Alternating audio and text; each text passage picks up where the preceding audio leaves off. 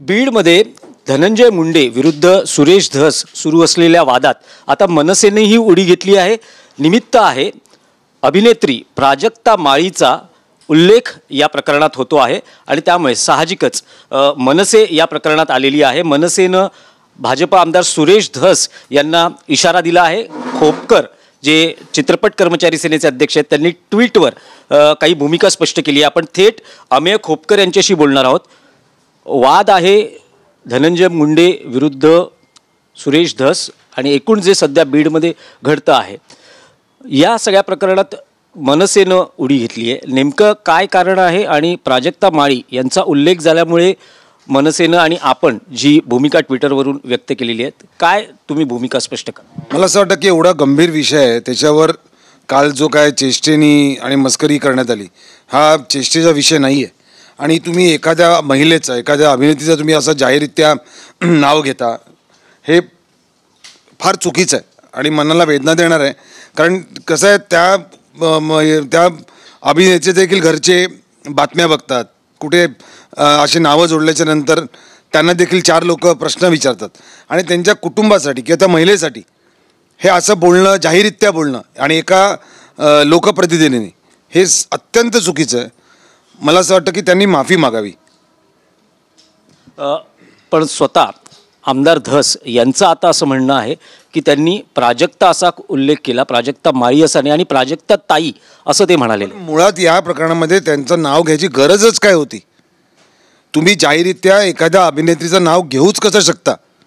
माझं तिच्याशी बोलणं झालेलं आहे। तिने मला सांगितलं की तो जो त्यांचा कार्यक्रम आहे एका चॅनलवर जो कॉमेडी कार्यक्रम चालतो हास्य जत्रा त्याच्या कार्यक्रमासाठी सगळी संपूर्ण टीम परळीमध्ये गेली होती आणि स्टेजवर संबंधित मंत्र्यांनी कोण जे असतील त्यांनी त्या अभिनेत्रीचा सत्कार केला, पुष्पगुच्छ दिला।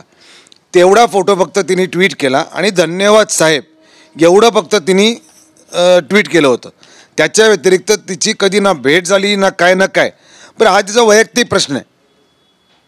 ह्याच्यामध्ये तिचं क्लॅरिफिकेशन घ्यायची गरज नाही आहे। तुम्हाला जाहीररित्या नाव घ्यायची गरज काय? तुमचं या प्रकरणी म्हणताय प्राजक्ता माळी यांच्याशी बोलणं झालं पण आता असं कळतं आहे की प्राजक्ता माळी या पत्रकार परिषद घेत आहेत आणि सुरेश धस यांची राज्य महिला आयोगाकडेही त्या तक्रार करणार आहे। जर का असं असेल तर चांगली गोष्ट आहे। रुपालीतांनी त्यांच्यावर कारवाई करून त्यांना माफी मागायला हवी आणि जे काय त्यांच्या कायद्यामध्ये बसलं असेल त्याप्रमाणे त्यांनी योग्य ती कारवाई करावी। पण मला असं वाटतं की सुरेश धसांनी प्राजक्ता माळींची माफी मागून हा विषय इथेच संपवावा आणि याच्यापुढे कोणीही कुठल्याही राजकीय पक्षांनी अशा कुठल्याही अभिनेत्रीचं नाव असं जाहीररित्या घेऊ नये। हे बरोबर नाही, चुकीचं आहे। तुमच्या घरी देखील महिला असतात, महिला राहतात, असं नाव घेणं हे अत्यंत चुकीचं आहे। समजा तुम्ही म्हणतात की माफी मागितली पाहिजे, जर माफी मागितली नाही, दिलगिरी व्यक्त केली नाही तर मग पुढे काय?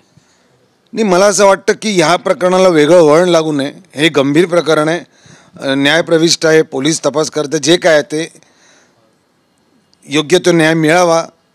पण आमचं एवढंच म्हणणं आहे की कुठल्याही मराठी चित्रपट क्षेत्रातल्या नाटक सृष्टीतल्या अभिनेत्रीचं महिलेचं असं जाहीररित्या नाव घेणं हे चुकीचं आहे आणि ते टाळावं आणि त्यांनी माफी मागावी। आज पत्रकार परिषदेवेळेस मनसेचे चित्रपट सेना काही पदाधिकारी उपस्थित राहणार आहेत का? राज्य महिला आयोगाकडे तक्रार करतानाही तुम्ही त्यांच्याबरोबर पाठिंबा म्हणून जाणार आहात का? नाही, आमचा त्यांना पूर्णपणे पाठिंबा आहे। जे काय त्यांच्यावर टीका काय वक्तव्य झालेलं आहे, टीका टिप्पणी झालेली आहे ते अत्यंत चुकीचे आहे। आम्ही यांच्या मागे ठामपणे उभे आहोत, त्यांना घाबरण्याची काही गरज नाही। TV9 मराठीशी बातचीत केली त्याबद्दल आपले आभार। आपण बघू शकतो की मनसेनं या वादात उडी घेतल्यानंतर अमेय खोपकर यांनी स्पष्टपणे भूमिका जाहीर केलेली आहे की भाजप आमदार सुरेश धस यांनी प्राजक्ता माळी यांची जाहीर माफी मागावी। मनसे पक्ष म्हणून आणि एक वैयक्तिक सहकारी म्हणून अमेय खोपकर यांनी भूमिका केली आहे की ते त्यांच्या पाठीशी उभे आहेत, त्यांना सहकार्य करण्याची त्यांची भावना आहे।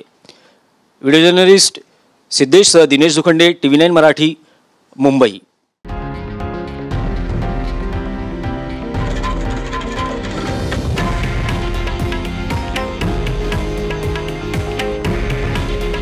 हे आहे देशातील नंबर 1 न्यूज नेटवर्क आणि आपण पाहत आहात TV9 मराठी।